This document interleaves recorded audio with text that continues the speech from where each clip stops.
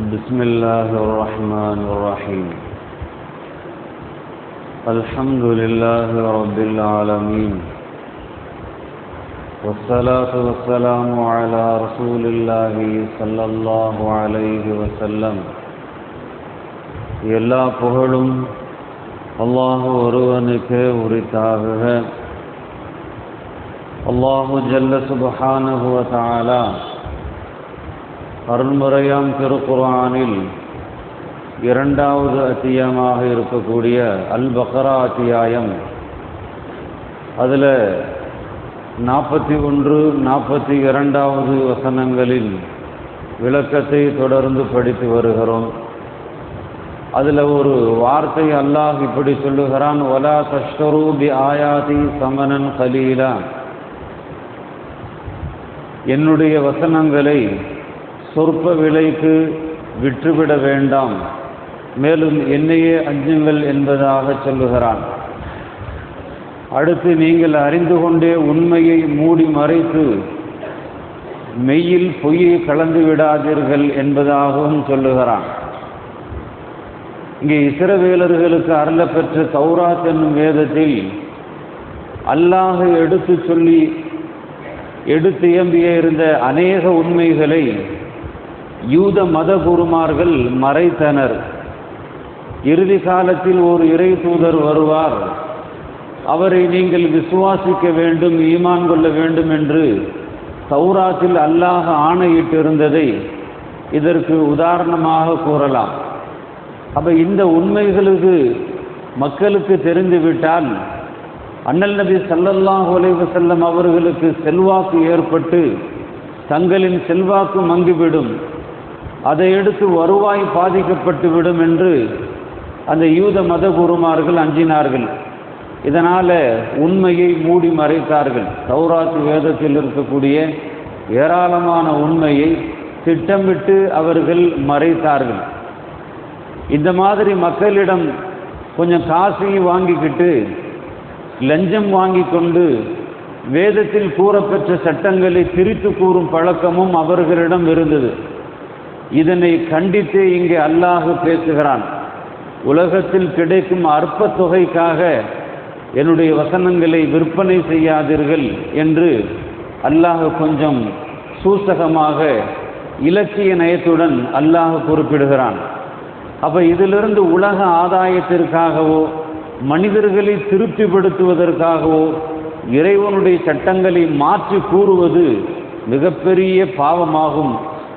அப்போ அதை அல்லாஹ் நமக்கு சொல்லுகிறான், ரொம்ப பெரிய பாவம். அல்லாஹ்வுடைய வார்த்தைகளை மாற்றி சொல்லலாமா? அல்லாஹ்வுடைய வசனங்களை அப்படியே சொல்ல வேண்டும். அப்போ உண்மையை உரைத்தால் மனிதர்களின் விரோதத்திற்கு ஆளாக நேரும் என அஞ்சவும் கூடாது. உண்மையை சொல்றதுக்கு யாருக்கும் பயப்படவும் கூடாது. அப்போ அல்லாஹ் என்ன சொல்லி இருக்கிறானோ அதை அப்படியே சொல்ல வேண்டும்.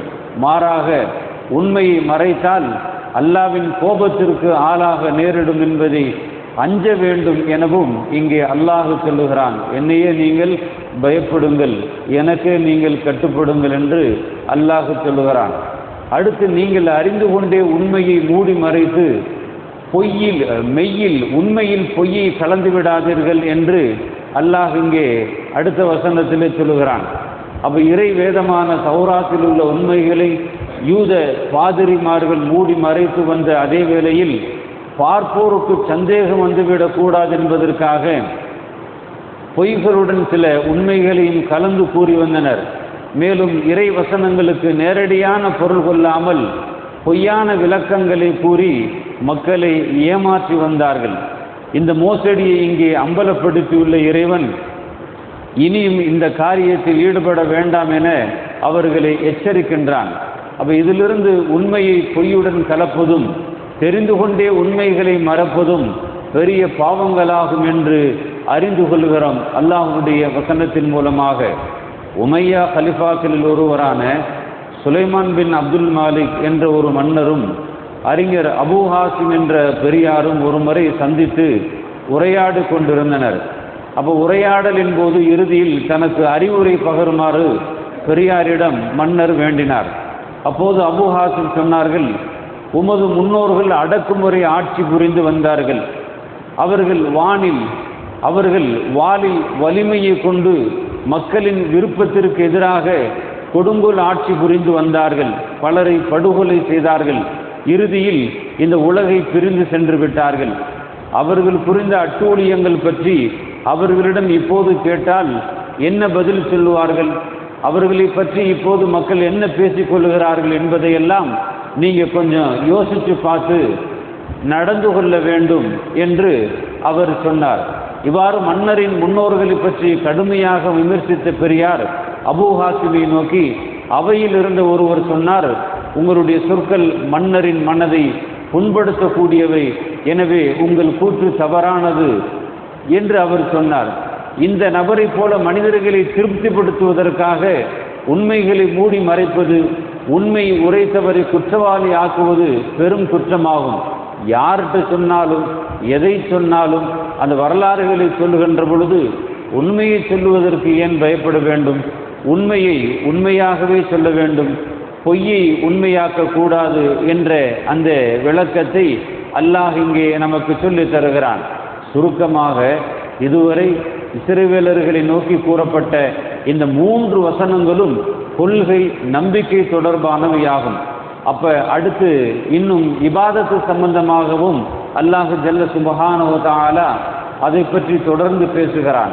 நாம இப்படி விளங்கிக் கொள்ள வேண்டும், இஸ்ரவேலர்கள் அக்கிரமம் அநியாயம் செய்தார்கள், அதே சமயத்தில் அல்லாஹ்வுடைய வேதத்தையும் மாற்றியமைத்தார்கள். அவன் சொன்ன அந்த வார்த்தைகளை எல்லாம் மூடி மறைத்தார்கள். இந்த வேலையை யூதர்கள் செய்தார்கள். இஸ்ரவேலர்கள் என்று சொன்னால் யூதர்கள் செய்தார்கள். ஏதாவது ஒரு விஷயத்தை சொல்லுவதற்காக வேண்டி காசை பெற்றுக்கொண்டு அவங்க மாற்றி சொன்னாங்க. அந்த மாதிரி வேலைகளையும் சொன்னார்கள். இது மிகப்பெரிய பாவம், இது செய்யக்கூடாது என்று ஏன் இந்த இடத்துல அல்லாஹ் சொல்லி காண்பிக்கிறான்? யூதர்கள் பெருமானாரை விசுவாசிக்க வேண்டும். யூதர்கள் பெருமானார் சொன்ன இந்த வேதத்தை நம்பி, அல் குர்ஆனை நம்பி பெருமானாரை ஏற்றுக்கொள்ள வேண்டும் என்ற காரணத்திற்காக அல்லாஹ் ஜல்ல சுப்ஹானஹு வ தஆலா சில வார்த்தைகளை கொண்டு இருக்கக்கூடிய யூதர்களுக்கு அல்லாஹ் வலியுறுத்துகிறான், பனி இஸ்ரவேலர்களுக்கு வலியுறுத்தி செல்கிறான். அடுத்து இபாதத்தை பற்றியும் பேசுகிறான். வஅகீமு ஸலாத வஆத்து ஸகாத வர்கஉ மஅர் ராக்கிஈன் என்பதாக அல்லாஹ் தொடர்ந்து இபாதத்தை பற்றியும் பேசுகிறான். தொடர்ந்து பேசக்கூடிய பாக்கியத்தை அல்லாஹ் நம் அனைவர்களுக்கும் தந்தல் புரிவானாக. வாஹிரு தஅவானா அல்ஹம்துலில்லாஹி ரப்பில் ஆலமீன். அஸ்ஸலாமு அலைக்கும் வரஹ்மத்துல்லாஹி வபரகாத்துஹு.